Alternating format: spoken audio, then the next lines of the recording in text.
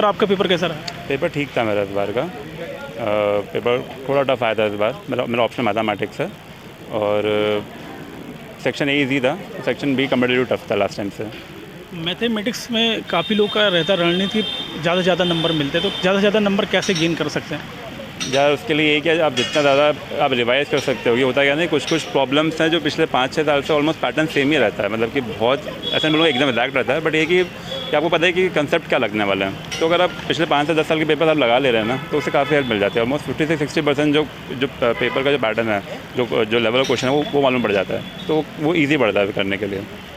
आपको इसमें कहीं चैलेंजिंग लगा आज के जो फर्स्ट पेपर था? था सेक्शन बी जो था वो टफ आया था। जो डायनेमिक स्टैटिक्स का जो टॉपिक है उसमें कुछ क्वेश्चन टफ थे, और वेक्टर जो अपना वेक्टर एनालिसिस जो टॉपिक है उसमें टॉर्शन का जो चैप्टर है उससे कुछ क्वेश्चन टफ आए थे, बाकी के पेपर डुएबल था। मैथमेटिक्स ऑप्शनल के कि आपने कोई कोचिंग वगैरह लिया था क्या? आपके सोर्स क्या है? मैंने कोचिंग ली थी। मैंने एक कोचिंग है आर्यभट्टा आश्रम करके, महितोष सर की, मैंने उनसे वहाँ से कोचिंग की थी, और उसके बाद मैंने सेल्फ स्टडी करी थी। तो बेसिकली मैंने उनके नोट्स को ही बेस मान के पढ़ाई किया था, और कुछ जो बुक्स हैं जो टॉपर से बताते हैं कुछ बुक्स वो फॉलो करी थी। पूरे ऑप्शनल में अगर 3 बातें मुख्य रूप से ध्यान रखनी हो तो क्या रखनी हो? पूरे ऑप्शन में मुख्य रूप से अगर आप देखा जाए तो पहले तो कोर्स कम्प्लीशन पे बहुत, मतलब जो एटलीस्ट आप सेक्शन या सेक्शन बी के जो टॉपिक्स हैं उनको अच्छे से कर लीजिए, दोनों पेपर्स के। और सेक्शन बी में दोनों पेपर्स के जो टॉपिक्स, जैसे कि कुछ टॉपिक फिजिक्स के हैं वो हार्ड पड़ जाते हैं, बट एटलीस्ट जो नॉन फिजिक्स टॉपिक है उनको आपके हाथ में होना चाहिए। दूसरा ये कि पिछले 10 साल के PYQs आपको 70 to 80% आपसे बनने चाहिए। कुछ क्वेश्चन ऐसे हैं जो नहीं बन पाएंगे, तो उन पर आपको दिमाग लगाना भी नहीं है, उनको पेपर में करना भी नहीं है। आपके पास 8 क्वेश्चन रहते हैं, आपको 5 ही करना है, तो 3 छोड़ने होते हैं, तो वो 3 कौन से छोड़ने हैं वो आपको वहाँ बैठ के सोचना पड़ेगा। तो उसके लिए आपको पहले बैठ के देखना पड़ेगा कि क्वेश्चन मेरे डुएबल है कि नहीं है। कुछ ऐसे होते हैं जो 10 मार्कर में बहुत लंबा पूछ लेते हैं, तो वो सॉल्व नहीं हो पाते हैं, तो उनको आपको छोड़ना पड़ेगा, तो आपको दूसरे क्वेश्चन उठाने पड़ेंगे।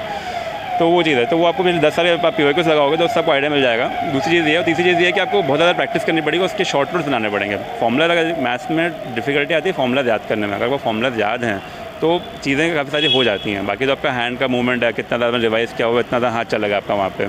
तो फॉर्मूलाज आपको कोर्स कंप्लीट करना पड़ेगा, और कौन से क्वेश्चन छोड़ना है वो आपको पता होने चाहिए। तो 3 चीज़ें ये बोलूँगा मैं। बुक लिस्ट वगैरह आप बताना चाहते हैं? बुक लिस्ट मैं बोलूँगा यार कि मैंने एक सर हैं नीतीश के सर हैं, 2014 में उनकी रैंक 8 आई थी, तो एक बार उनका ब्लॉग देख लेना, उन्होंने डाला हुआ है गूगल पे, बहुत फेमस है उनका नाम। मैथमेटिक्स जो भी फॉलो करें उनको पता है उनके बारे में, तो नीतीश के बुक लिस्ट आ जाना, तो उससे उनका ब्लॉग गूगल पे आ जाएगा। तो उन्होंने मोटा मोटी जो बुक्स बताई हैं वही हैं, सारी बुक्स हैं, अभी भी वही चल रही हैं।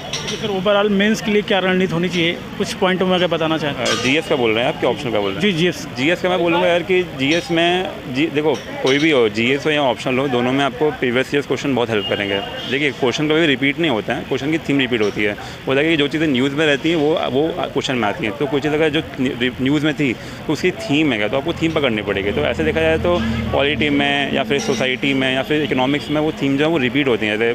जैसे कि ग्रोथ और डेवलपमेंट है, तो उसमें कुछ चीज़ें जो बार बार वापस नहीं आएंगी। जैसे अगर पॉलिटी है उसमें जुडिशरी है, तो वो चीज़ें वापस आएंगी, तो आपको वो थीम पकड़नी पड़ेंगी। तो एक बार थीम पकड़ने के बाद फिर आप ये कर सकते हो कि जो ऐसे जो मेन से आते हैं कंपाइलेशन, वो ऑलमोस्ट सारे कुछ सेम रहता है। तो एक बार वो थीम करने के बाद फिर आप जो कंपाइलेशन उनको रेफर करिए, और वहाँ से फिर करने के बाद फिर आपको कुछ मॉक्स देने पड़ेंगे कि आप 3 घंटे पेपर कर पा रहे हो कि नहीं कर पा रहे हो। और ये तब होना चाहिए जब आपने स्टैंडर्ड्स बुक पूरी कर ली हो। अगर आपकी स्टैंडर्ड बुक्स हो रखी हैं तो फिर इसको करने में बहुत टाइम लगता नहीं है। मेंस के लिए PYQ कितना हेल्पफुल रहेगा? काफ़ी हेल्पफुल रहते हैं। मैं वही तो कह रहा हूँ आपसे कि जो थीम है, अगर आपको थीम पकड़ में आ रही है तो आपके मेंस आपके हाथ में है। अगर थीम पकड़ में नहीं आ रही है तो फिर डिफिकल्टी होती है। तो इसलिए बजाय क्वेश्चन के पीछे भागने के आप देखो कि थीम क्या है उसके अंदर। आप जो कुछ क्वेश्चन पढ़ते हो तो आपके दिमाग में आइडिया था यार ये चीज़ इसके बारे में पूछ रही है, तो जो आइडिया जो आ रहा है वही थीम है उसकी। तो वो थीम जैसे आ जाएगी तो हार्डली देखा जाए तो हर पेपर की अराउंड 40-50 थीम्स, अगर वो हर पेपर की आप पकड़ लेते हैं तो हो जाता है, फिर बहुत टफ नहीं पड़ता। PT के लिए कुछ प्रमुख बातें बता दीजिए। PT के लिए बोलूँगा मैं, PT में लोग करंट अफेयर के पीछे भागते रहते हैं, तो मैं बोलूँगा पहले स्टैटिक को कर लो। अगर आप इकोनॉमिक्स और पॉलिटी को ले लेते हो तो कम से कम 40 से 45 क्वेश्चन उससे हो जाते हैं, तो इतना ही चाहिए होता है। अगर आप कट ऑफ देखोगे तो हार्डली 90-95 के अराउंड ही होवर हो रहा है। इस बार बढ़ा है, लास्ट टाइम तो और भी कम गया हुआ था। तो एक बार आप स्टैटिक कर लेते हो, उसके बाद फिर पॉलिटी, इकोनॉमी, फिर ज्योग्राफी, एनवायरनमेंट, उसमें भी स्टैटिक वाला पार्ट कर लो। तो अगर आप ये 4 चीज़ें कर लेते हो स्टैटिक वाला, तो मैं बोलूँगा कि आपका चांसेस, मतलब आप ऑलमोस्ट जो क्रीम ले रहे हो उसमें आ जाओगे। फिर बचता है जो है वो बचता है करंट अफेयर, और फिर आप मॉक्स लगा रहे हो। तो जितना ज़्यादा मॉक्स लगाओगे आप, ऑलमोस्ट 30 से 40 मॉक्स अगर आप दे रहे हो और ये स्टैटिक कर ले रहे हो, तो चांसेस आपके काफ़ी बढ़ जाते हैं PT के। सर बेस्ट ऑफ लक, मुझे उम्मीद है आप इंटरव्यू देंगे। Thank you so much.